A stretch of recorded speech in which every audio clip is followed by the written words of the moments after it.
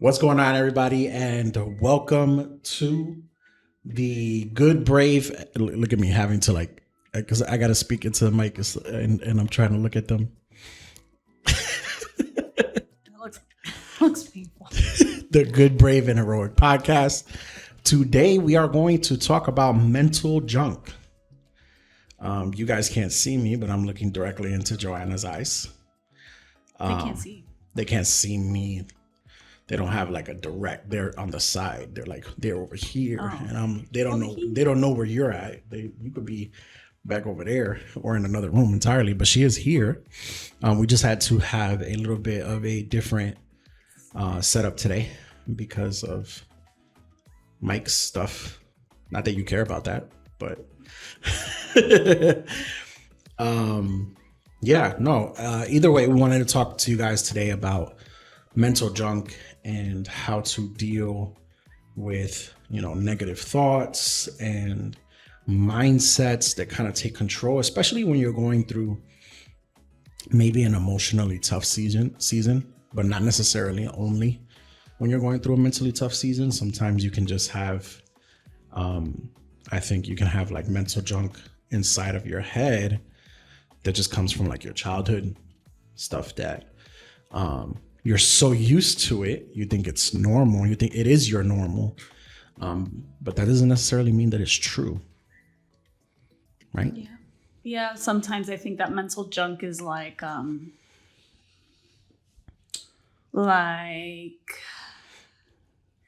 the fitted bed sheet that you don't want to fold because it's complicated to fold, so it just piles up somewhere. What a great analogy, because I know people just cannot stand that fitted bed sheet.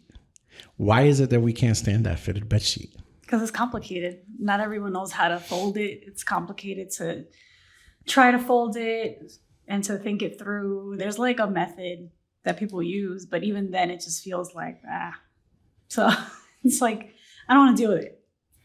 Yeah, and it's like, it's not, is the word like congruent? Or it's just not, it's just not clean. It's not clean corners.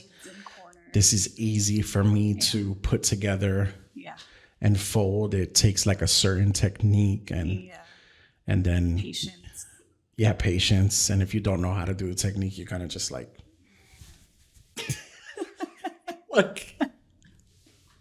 why do we both do the same thing?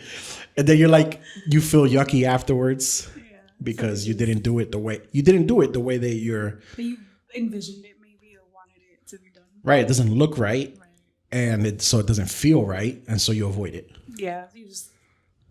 You throw it on that side pile that you say, I'm going to get to it. And then you don't. Mm-hmm. Yeah. So I feel like that's how mental junk can be. Like, it can be as deep as like childhood stuff. It could be a result of growing up that it turns into just junk that's sitting there and you're like, I'll get to it. It could be just like this. I think of like an outline in my head. I picture an outline. You know how an outline tells you how your essay or whatever your speech is going to go, your sermon is going to go. It's like, it gives you a framework. It's the blueprint. So I feel like sometimes people have like this kind of outline in their heads as to how they're going to respond to themselves or how they're going to respond to things or their own thoughts. And sometimes that outline it can be very either toxic or it can be negative or it could be just not the same outline that you would use to respond to other people. Mm-hmm. I think that's for me. The way that I respond to people is not the same way that I respond to myself. I feel like that's another form of mental junk. And so like with me, I'm a lot more, I think, forgiving and graceful and helpful to others than I am with myself. And so I find it almost easier to be that hard on myself. And I feel like, it gets me results. So is it easier or is it like natural? It's both. I think it's just natural and it's also easier. I'm like, it gets me the results I want because I'm hard on myself. So I'm just going to stick to this. I don't have time. So, Throw it at the sheet. social worker. Tell me, because you're a very self-aware person, but for the person who's not self-aware, right? What, instead of them saying to themselves, well, this just works, I'm going to continue this way, right? The person that's not aware that that's happening, what are some of the things that they're saying to themselves? Well, I was in that position before, and sometimes I still am.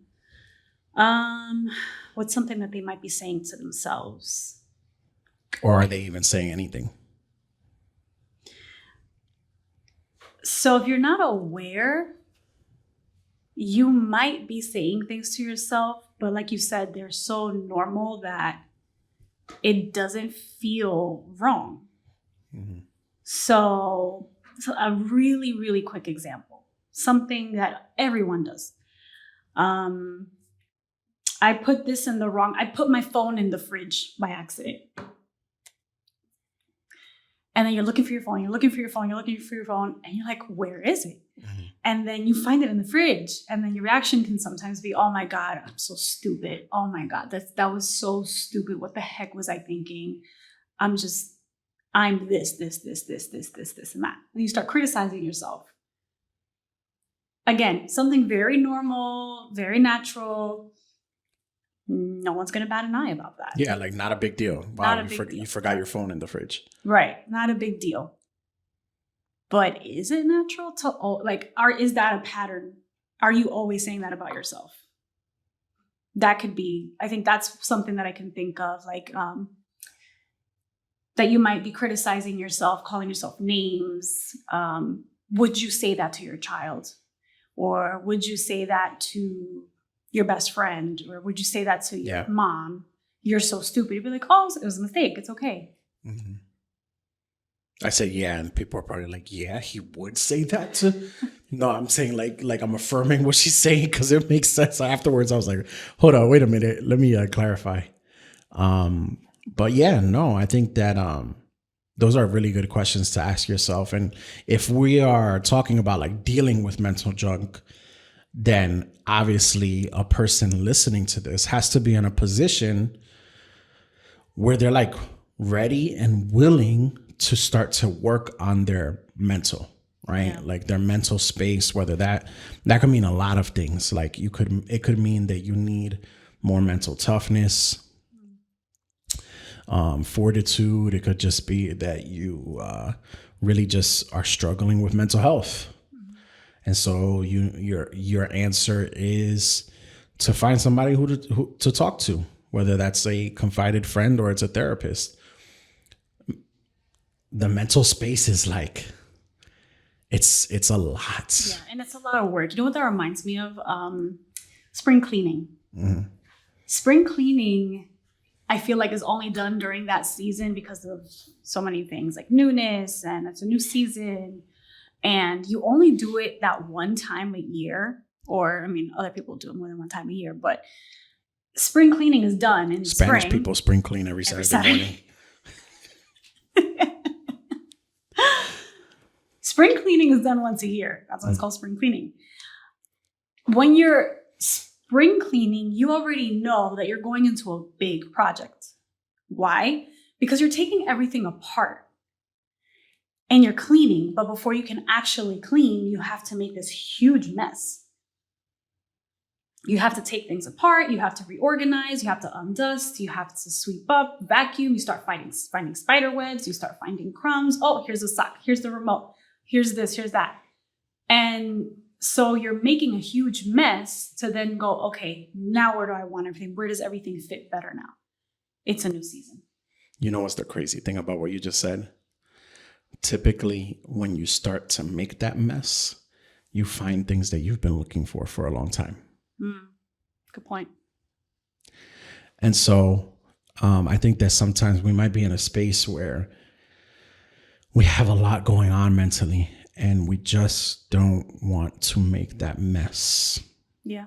Because it sucks. Or we don't want to deal with the fitted blanket because whenever I deal with it, I don't do it in a way that's satisfactory to me. So it makes me feel weird and I don't want to deal with that emotion. But if you're not making that mess, or if you're not trying to clean up your mess, it's never going to get to where you want it to be. And in that process, right, we don't just need to celebrate the process or the results of the process of doing that, where at the end we have a better mental health space, or we're stronger mentally, or whatever the case may be. We don't just need to celebrate that. What if we got to a place where we celebrated the process too? And in that process, you realize that you find things that you were looking for a long time. And in this regard, you find your confidence again, or you find confidence you never had. You find hobbies that you didn't know you would ever be attracted to. You find people who are working on themselves too, and who will help you through that process and will help you to grow as well. Then you find some negative things too. You find some people probably aren't meant to be there. Or you find areas of yourself that are deeply hard and hurtful to have to face. But if you never face them, they're always there and they have power over you. You're just ignoring them, so you feel like they don't have power, but they do. And I wish that people would realize that a lot of times we overthink and overcomplicate things so much that we never start. And so if there's like some mental junk that you're going through, there's thoughts that you're going through, I think a lot of times God gives us the answer. We know the answer. We know what we need to do.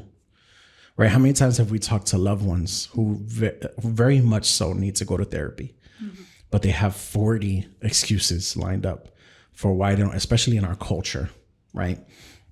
It's just like dealing with your junk. You're always going to have a million excuses before you finally arrive at the point and say, I'm going to start now. And so if there's anything that our listeners can understand, is that starting is the biggest step. And it doesn't solve everything, but it's huge. Yeah.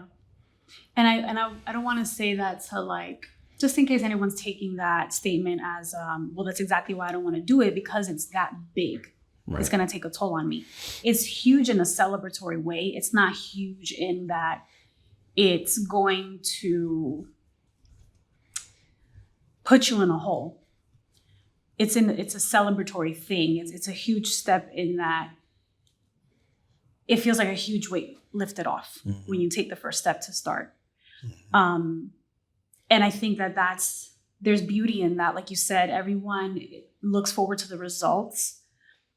And yes, the process is arduous, but the process, there can be good moments in the process. There can be beauty in that process. I mean, let's take it a little step back and think about it a little more simply. So you brought up loved ones that we've talked to that really need therapy, but refuse to and have 1,000 excuses for it. Let's make it smaller. Loved ones that lack energy, that are in pain all the time, but they're also always sitting in the dark, or they're always keeping themselves busy with errands. Yeah. They're always serving everybody else and never doing anything for themselves. Right. Yeah. And then they're like, oh, I can't sleep. I'm tired, but I can't sleep. My body hurts. I'm anxious. And we're like, well, have you done anything for yourself? Have you done any activity? Maybe walked out into the sun, got a little sunlight. Have you breathed some fresh air? Have you taken a walk? Have you tried to just stop doing things and maybe watch a TV show or do something for yourself? No, I don't have time for that. No, I don't have time for that. I can't. You continue the cycle And the cycle is what keeps it keeps this unstable environment stable. Mm. And You're while gonna you keep getting the same. right, while you know all of the issues, you're not going to confront them until you break the cycle. Yeah. And I think that that's what mental junk is about too. It's you don't have to tackle every single thing all at once. You don't have to do a whole spring cleaning session. Maybe it is a Saturday cleaning session. Maybe it is just a once a week thing. I don't know. Maybe you just choose one thing for the year that you want to deal with, because it might take that long. And you start, and no one ever gets it right. It takes practice. You just start trying to like think it through, process it through, because you're tackling something big that's going to change your life. Whether that ends up, that usually has like a ripple effect. So that could mean that it just changes the way that you approach things. It changes your perspective, your mindset, your response to things. It could change the way that you allow people to respond to you, what spaces you allow yourself to go to, what relationships you allow yourself to have, what you allow people around you to be like. It could mean that you cut off relationships or you set really strict boundaries, and those people might respect it. They might not. They might leave. And you know what? That's just kind of like when you set those kinds of boundaries around how you're going to take care of your mental health or clean up the mental junk, it does a job for you, because it gets rid of automatically. It erases what doesn't belong without you having to do it. You know, listening to what you said about the part where you were saying that everybody looks at it as something big, and I think that that's the downfall. It's like it's big as in it is celebratory, but it doesn't necessarily have to be big, huge strides that you're making, where you're making all of this progress. I think that that's where we kind of get things twisted and miss out on the opportunity to create change in our own lives with small steps. Excuse me. There's this Japanese philosophy called Kaizen, if I'm not mistaken. Why are you making that face? Because the water is just... Yeah, the water. I don't even know if they'll be able to hear it. I'll probably take it out. But if I'm not mistaken, I believe it's called Kaizen. And it's basically the philosophy or the idea of improving in small intervals. So like you're constantly seeking to, every time you do something, you just do it 1% better. And everybody underestimates that because they kind of just want to, instead of doing, they want to acquire all the knowledge, or maybe they just feel like, oh, I just need to make a big change one day, and one day I'll be everything that I know I needed to be, or I'll finally start going to therapy and change my life or whatever. And people don't realize the power of those small steps. It's like sometimes getting rid of your mental junk is just taking that small step that you've been avoiding this whole time, whatever that small step might be. And then the accumulation of all of those different steps, before you know it, a year, 2, 3, 4 years down the road, you're a completely different person. And, I think that we need to be able to take whatever is going on mentally, we need to be able to take it seriously. And that's something that I'm kind of learning from me, because I can have, I have a wide range of emotions that I can experience, and I can shift very quickly from one to the other. It's just how my personality kind of is. And one of the things that I have to do is, because my emotions can be so strong, because my emotions can range in so many different ways. I've had to learn how to. Has the water been going all this time? Somebody is flushing like the world's largest toilet above us. No, but anyways,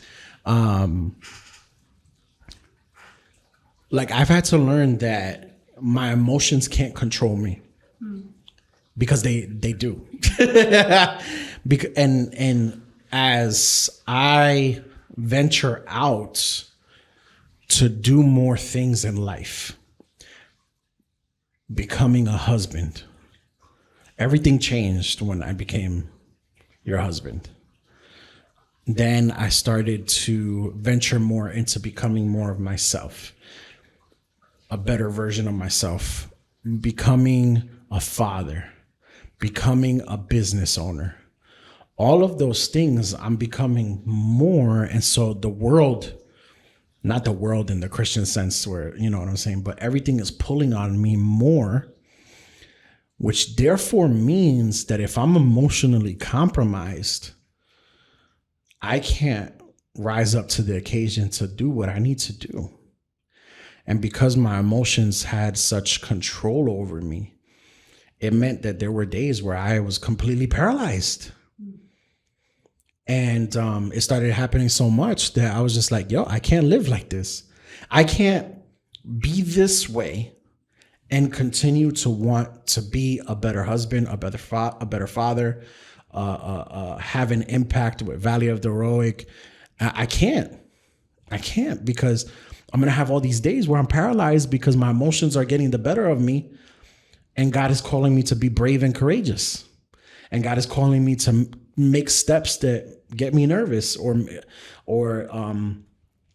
create all this emotion inside of me that can be overwhelming. And so for me, what I'm learning in this season is that as you step into more of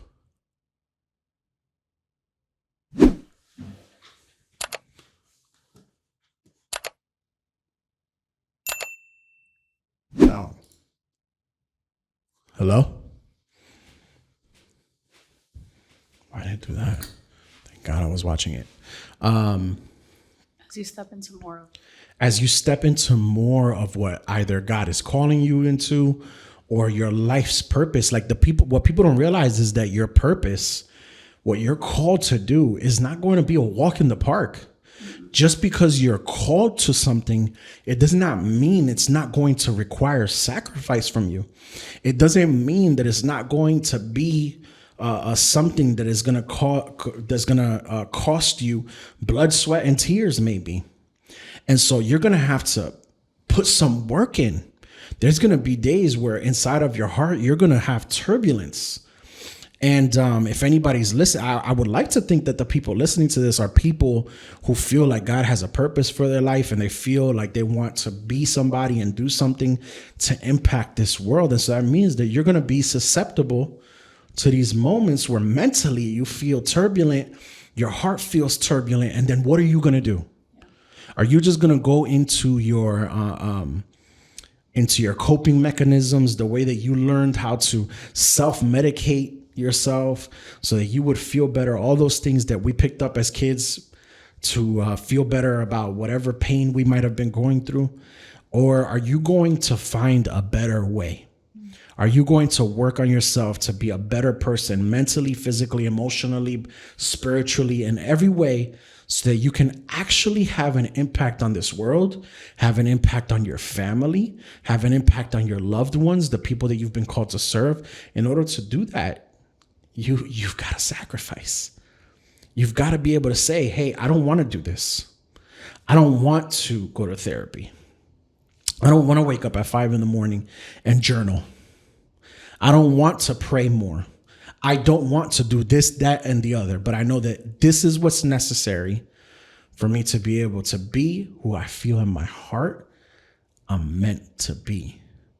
And not just for you, not just for God, but for every single person that you love. Husbands, think about your wife. Think about her and who she deserves for you to be.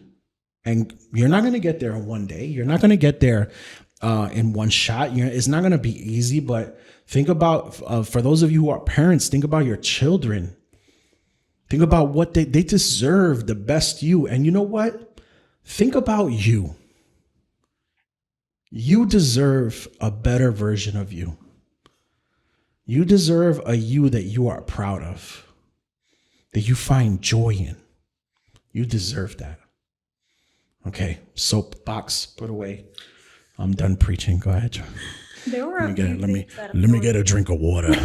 running through my mind when you were talking. So She says I preach too much, so my bad. I'm just kidding. I have several things in my mind, so let's see if I can go through them and make them make sense. When you were talking about self-medicating and pain, I thought about how I think pain is easier to experience and maybe even more acceptable for it to happen when you're not an adult, because you're a child, right? So you're still understanding the world. There's a little bit more grace for the way that pain affects you.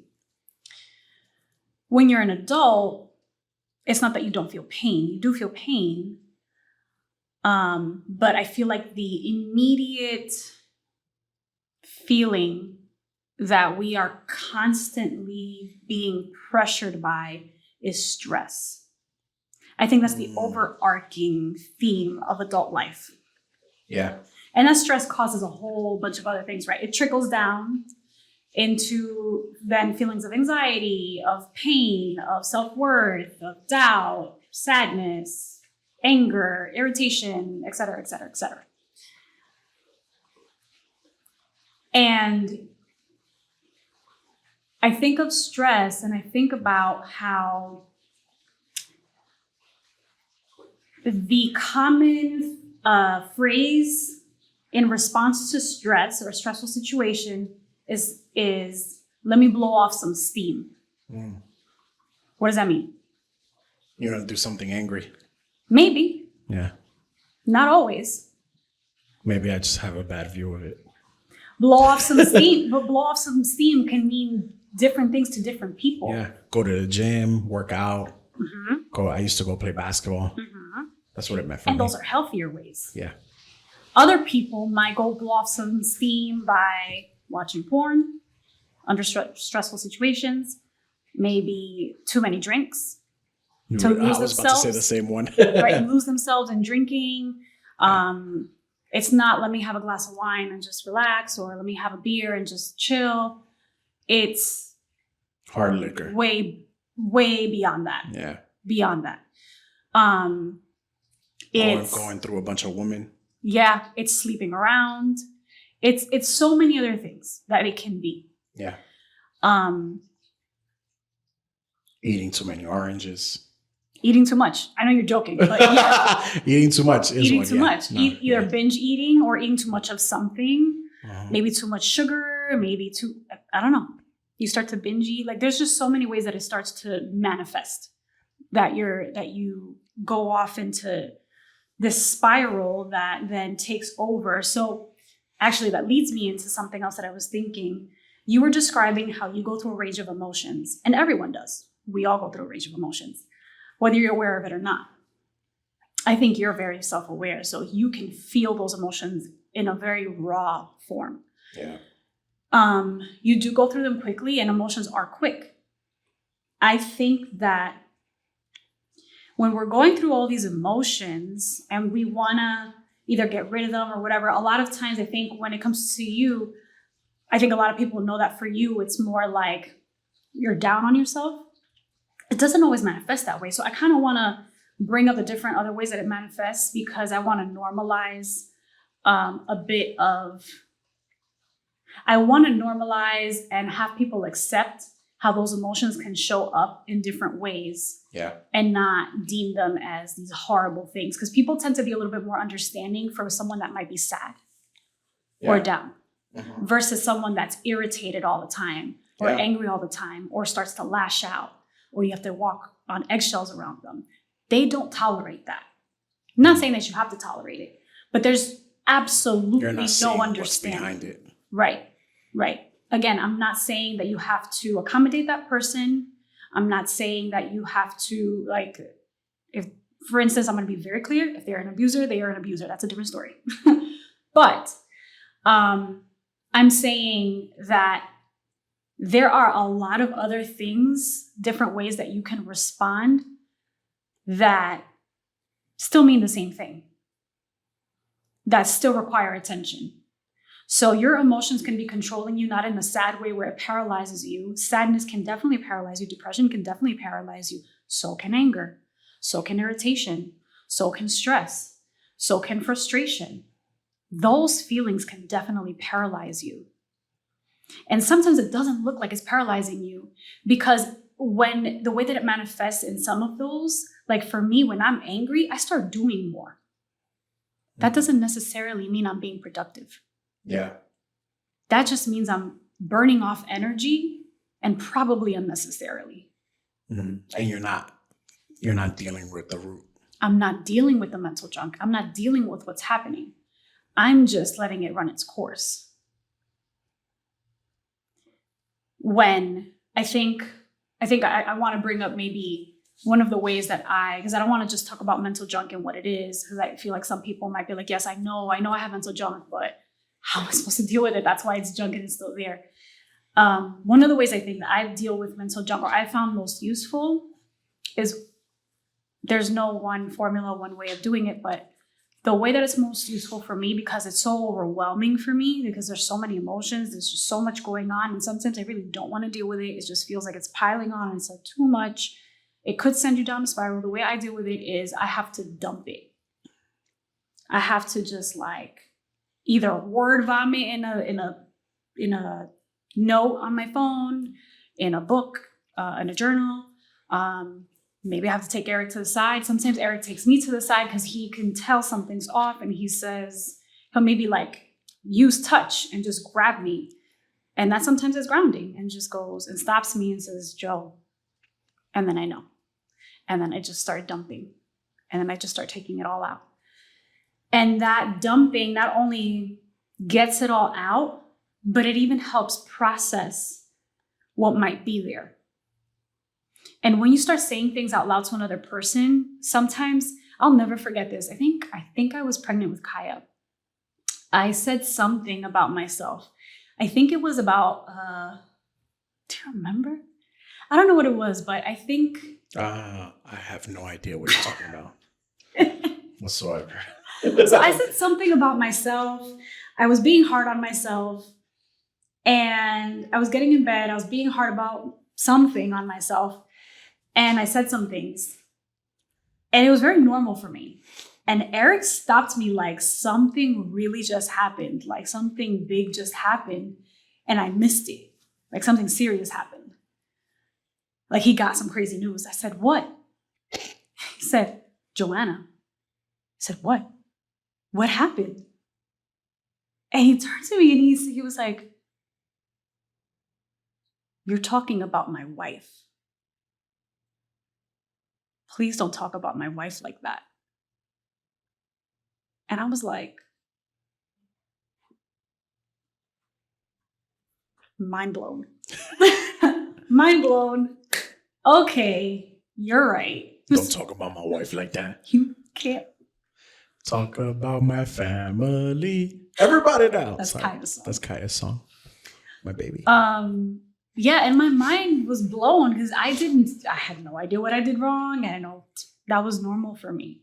But that was also like just eye-opening for me, because it brought truth to a situation that it wasn't that serious, but it was the outline that I had of this narrative for myself, my self-talk. And you called me out on it. So when you invite people into those vulnerable places, you have the opportunity and you give people, trusted people, the opportunity to call you out on your stuff. And you need people to call you out on your mental junk. Yeah. You need it. You do. You need people. And the thing about that is that people You might have people in your life who will call you out on it and care about you enough. Maybe you don't. And if you don't, that's something you got to start praying for. Hopefully God will provide those people for you. Usually that means that he's going to pull you out of some relationships before he replaces them with new ones. But one thing that I do know is true. If you have those people, but they don't have access to you, it's like you don't have them at all. And so one thing that I'm susceptible to is isolation. Yeah. I isolate myself, and there's different reasons why I isolated myself. Part of it was because a lot of times when I did share, people responded in a way that was not favorable, and you might be listening and you might be thinking like, well, every time I tried to bring somebody in, this happened. And every time I shared my heart with somebody, they looked at me like I was crazy. You know what? That person sucks. Or they sucked before. Maybe they got better. Maybe they didn't. But just because they did, or they do, or they used to, doesn't mean that every single person that you encounter is going to do the same to you. Because they're not. You just haven't found the right people yet. And proximity is what breeds that closeness for you to be able to have a person who, if they have the right skill set, if they have the right mindset and the right love for you, they can then say, hey, I noticed lately you haven't been doing so well. What's going on? And then when that person does do that, honor them with your love by saying, you know what, you're right. Don't do what I've done in the past too and be like, man, what are you talking about? Or start getting defensive, right? And all that is what happens. I know, and I'm talking from my own experience. I get defensive in those moments because I feel vulnerable and I don't want to feel exposed. So I start attacking you so that you back off. And if you're listening right now, if you know a person like that, don't give up on them. Because they're just expressing their hurt. They're just expressing their pain. They're used to people reacting in a certain way. They're used to the pain of vulnerability rather than the safety of vulnerability, the love that happens in vulnerability. And true love happens in vulnerable places, right? You can't experience true love if you're not vulnerable. As someone who lives with you and has seen that, not just because I'm your wife, but because we were also friends before marriage. Yeah, I got out the friend zone. The friend zone? What's the dropping a course next week, how to get out of the friend zone, how to get out of the Christian brother zone. Not the Christian brother zone. $5.99, not $599, $5.99. This course is accessible, boy. $6 is all you need to get out of the friend zone. Let me know. We dropping the course. Who needs that? Drop it in the comments below if you need the course. Sorry, babe. I'm just playing. Go ahead. Okay. Being someone who has experienced that, who has seen it, who's been on that other side, on the receiving end sometimes. Yeah. As we've grown in friendship and relationship and then in a marriage, if there's anything else, add on to it. But I found it best to, I'm a fixer, so I like to just like push and ask questions and get clarity. And that's also kind of like a little bit of a coping mechanism for me, but that's another story. I just want things to be okay. Yeah. And it hurts me to see someone else not be okay. So I have had to come to terms with, I can't fix it all. I can't be everything. I can't make everything okay. And it's okay to not be okay. So how do I express that it's okay to not be okay and let it be the way that it is? And my response to Eric or to people that have responded that way, they're like defensive or argumentative or like, no, let's do this. No, it's not me. It's blah, blah, blah.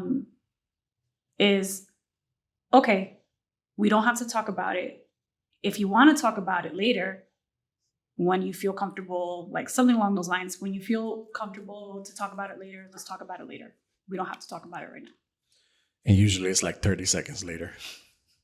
She says Or that. just And ask. so I'm just like, and then like my comes down and I'm just like, yeah, because the other day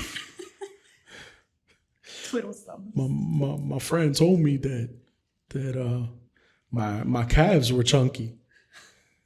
What's wrong with you? I'm a little bit what's the word? Delirious because we didn't sleep well last night. I'm so tired. So, but go ahead. I need a coffee. So I'm a little silly. Starbucks. Oh, Starbies. Starbs. Starbeezies. Them $5.99 that you said that might get me my coffee. Dropping that chorus. Stop playing, boys. I don't know if I'm getting the Chanel coffee. It's gonna be a little more. And ladies too. You could get out the friend zone too. We drop a special module. But go ahead. I'm sorry. But yeah, something along those lines. Either you say something like that, or you can ask the question, because there are some conversations that do need to be had, and you don't want to be an enabler and just be like, "Oh, it's okay. We don't have to." No. Yeah. No. I don't believe in that kind of social work. We're not enabling here. We can still have boundaries and respect someone else's emotions and space, and still keep people accountable. Because you still, out of love and respect for the other person, whether this is your spouse or best friend or your sister, brother, mom, whoever, you just need to find a way to tailor it to that relationship and that person. And of course, if you're a Christian, you pray for God to give you the wording or whatever, if it is your place, even if it's your assignment, how to approach that, because it is your business to keep that person accountable and call that person out on their stuff, because that mental junk might be sabotaging things for them, maybe even in that relationship. So I'll either say something like that, or I will ask, because I'm not about to enable anybody. I will ask. I'm just going to use you as an example because that's who we're talking about. Right. Well, he's done this to me too. I'll ask, okay, we don't have to talk about it now. When would be best to talk about it? I'll give you space. When can we not let me know? Because that let me know sometimes is like, it's not going to happen. Yeah. Not always, and depending on the person or whatever. But you put it on them and you say, when can we talk about it? And then that person might say whatever they say, and then you check in again. So that was just like a little tool, something to share. What happened? No, nothing. Just my mom texting us that Kaya doesn't want to eat. She ate lunch already. Yeah, it's a different day. So sorry, I missed the end of what you said. I missed the end of what I said too. I noticed because you were just like, and yeah, and Abraham Lincoln was storming the White House and apples. I'm so sorry. So you were talking about putting it on that person and keeping them accountable. I finished my thought. I was just saying that I wanted to bring that up because I wanted to give other people who might not be struggling with mental junk, but have a person in their lives who struggles with it, like how to go about that and not be an enabler, but still keep that person accountable. Because being on the other end of things can sometimes be, because you've been on the other end, it's frustrating. Yeah. It's frustrating to know what they have to do. Maybe it is just talking about it, or maybe it is coming together for you just to listen or come up with solutions together, or maybe it's about taking a walk. It could be anything. And it's frustrating to be on the other end with all of these, with the willingness to talk it through or listen through, and you don't have that opportunity. So I just wanted to give people a tool for that, for being on the other side. Yeah, and it's about like striking that balance, finding that balance with the person, but not pulling back too far and not pressing in too much to where they feel attacked. Yeah, it's not intense. Yeah. And that can be tough. Yeah. It takes work on both ends. Yeah. So this is like mental junk relationally. Yeah. But if you're alone, this is kind of something that you have to invite people into. Yeah. And you kind of, have to do it yourself. And at the end of the day, I mean, that highlights the fact that while other people can help you, you have to put in the work for your mental junk to get solved. Yeah. You have to work hard. You have to sit with it. Like if you have trouble with emotions, then you're going to have to sit down and let yourself feel. If you feel too much, then maybe you're going to have to find a way to rationally work through your emotion. Yeah. I mean, you can couple both things. It's okay to feel. It's what's not okay is allowing the emotion to drive your life and make decisions for you. And that's biblical. Yeah. You don't trust your heart. You can't. Yeah. You can't. You can listen to it because God put those emotions there for a reason. What it's not supposed to do is drive your life and be truth, because it's not truth. It's ever changing and it's quick and it changes with the seasons of life that we go through. Yeah. So I want to drop some scripture real quick. That has recently worked very well for me. I was having a bad mental health day this week. It was like Tuesday or Wednesday. And in order to be able to, it was Wednesday because it was right before Bible class. I was about to deliver the bootiest Bible class of all time. Like that Bible class was about to be like reading the Bible and that's about it. And I just felt in my spirit that that's not what God wanted me to do. But I was having a tough day mentally because I had a tough, I had a tough week, and I had to get myself through it. So while I was praying to God, and I started just thinking about what Scripture tells us to do. Scripture tells us to take our thoughts captive to Jesus. Scripture tells us, Jesus said, "Come to me, all of you who are weary and heavy laden, who have heavy burdens, and I will give you rest." So the first scripture, if you keep going, it talks about putting those thoughts through this filter too. Is it true? Is it honorable? Is it lovely? Yeah. Like there is a scripture for us to go to that tells us what to do. And there are far too many Christians who are not accepting biblical answers as truth through their action, right? You might accept it as truth mentally, but experientially, like if Jesus comes down and he's like, "Hey, how has this been working for you?" Can you say, "I've been trying it and it hasn't been working"? Or are you just not trying it? Are you just trying to do it on your own? Are you just like, I think that one of the biggest things that I've seen with people is that we're so stubborn. We just keep doing the same thing. Yeah. It's comfortable. It's comfortable. Even though it's actually uncomfortable. But it the unknown is is scary. And that's, I think it was Tim Ross that was saying that. Feel Tim? Was it Tim Ross? Or was it Theo Preston? Somebody. I don't even know if it was them two. Somebody was talking about how what we really do is we try to protect our own comfort. As human beings, what we want is to be comfortable, not even happy. We want to be comfortable. And so what we'll do is, even if a situation is making us unhappy, but fixing it would make us far too uncomfortable, we stay in it because it's more comfortable to stay. Because it's familiar. Like staying in a bad relationship. Next week on the podcast.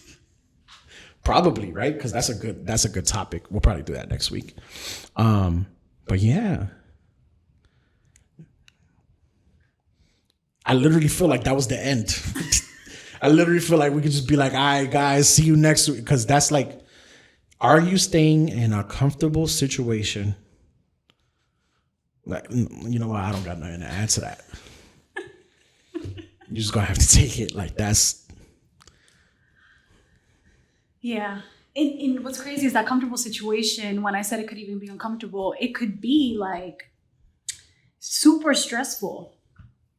Super stressful. I think the most exaggerated example that I could think of is someone in an abusive relationship who has a hard time leaving the relationship because to some degree there are comforts there. Yeah, that's tough. And they know that if they leave, those things aren't guaranteed anymore, or they have to build from ground zero. Yeah, not that they wanna maybe stay it's in not that. even the comfort. Maybe it's also the discomfort of them having to leave. Yeah. Now, relationally, they're alone. Yeah. Now, financially, they're alone. And maybe they were being financially abused too. There's so much. And like, we don't say that to make it trivial. No. No, it's not. None of that is trivial. None of that is like, oh, well, okay, that solves all my problems. Now I got it figured out. No, we understand how difficult that can be.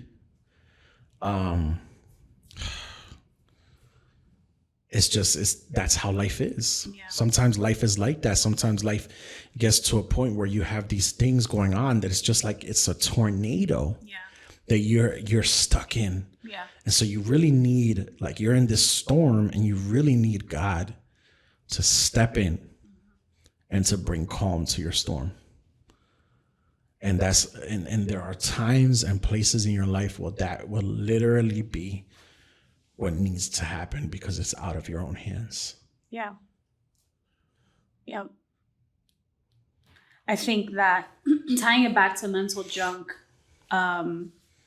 it can convolute your mind and your perspective so much. It gets foggy when you don't deal with it. And I think that I know that we've thrown out like therapy and journaling, and that's not everybody's thing. But whatever that thing might be, find it, discover it, practice, try things, try whatever. Painting, turns out painting was one of those things for me. I'm not a painter, but now I am. Painting has done wonders for you. Yeah. I remember my therapist one time said, why don't you go and belt out some songs? And I'm like, I never thought about that. And I love singing. Yeah. I love singing. Yeah. But I never really used it as a coping mechanism. And then I did one and I was like, oh, it's not bad. Actually, wow.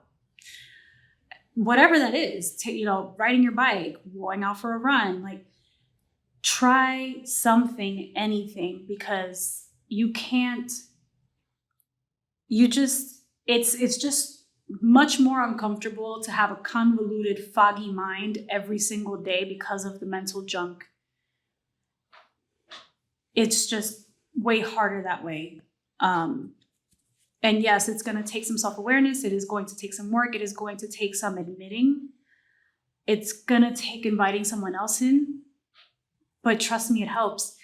You know what I think of? I don't know if I told you this, but if you follow me on my Instagram, a few weeks ago, I had a really hard day and I posted about it. Just because I like to be as real as I can be about things, because I post a lot about like great things, but I wanted to be real. And I was having a hard day. And then Josh replied and we just started talking and I started dumping. And I just started dumping what my thoughts were because he was being persistent with his questions, I will say. Thank you. And then I started dumping, and what to me were general concerns and thoughts and were, I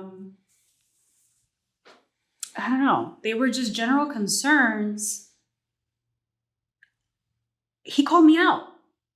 It was mental junk, and I didn't know it until he called me out on it. And it was about motherhood. It was about how hard it is for me to balance a full-time job and also want to be a full-time mom and make homemade everything, for example, and be there 100% of the time when I can. Yeah. It's me wanting to do it all and then feeling terrible about being at work. And those are real emotions. Those are real, valid things. But he brought truth. He said, these girls love you. You go to work because of them. You go to work for them. Yeah. This is also for them. It's not a part. And I was like, oh. Well, hello. I didn't think about it that way. I used to.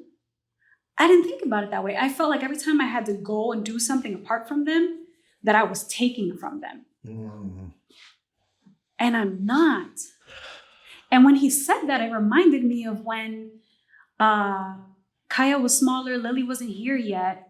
I think I was pregnant, and I was a counselor, and I would have to leave in the mornings. She said, "Mommy, don't leave. Please don't leave. Mommy, stay. Don't go to work." And that would break me. I'm like, oh my God, I'm abandoning my child. What's wrong with me? And I used to say to her, I used to get down to her level, and I used to say, "Baby, Mommy's going to help people. I'll be back, okay?" And then that would make her feel better because she felt a part of it in some way. Yeah. She's like, and then eventually one day she said, "I can help people too." What? Now I'm doing this for you. I'm teaching you. Like, I'm showing you different sides of myself. So my point is that in that moment of having someone close to us that I can accept correction from, he called me out on my mental junk that I didn't even know was there. But because I was willing to dump it, I gave him the opportunity to give me truth back. Yeah. And that eased me, and that grounded me, and that gave me a new perspective, and I was really grateful for it. Yeah. Those are my 2 cents. Those are my 2 cents. 2 hours later. So people helping us, people, us being able to do the work mentally ourselves, us challenging those thoughts is key. Like, we haven't said that outright, but challenging the thoughts Yeah, you gotta challenge. is key. You have to challenge them. You have to challenge them with truth. Whatever is true, whatever is noble. Think upon these things, like the Bible says. And it takes work. It takes work. So thank you guys for being here with us today. We hope that this episode blessed you guys and that you got something from it. If you did, please feel free to share your takeaway down below. We'd love to see what you got from it. And we hope to see you guys again in the next episode. Bye-bye now. Oh, it was you. She did it. Okay. Oh my God. It's like superhero. Peace. No. That sounded really weird. What? That sounded really weird.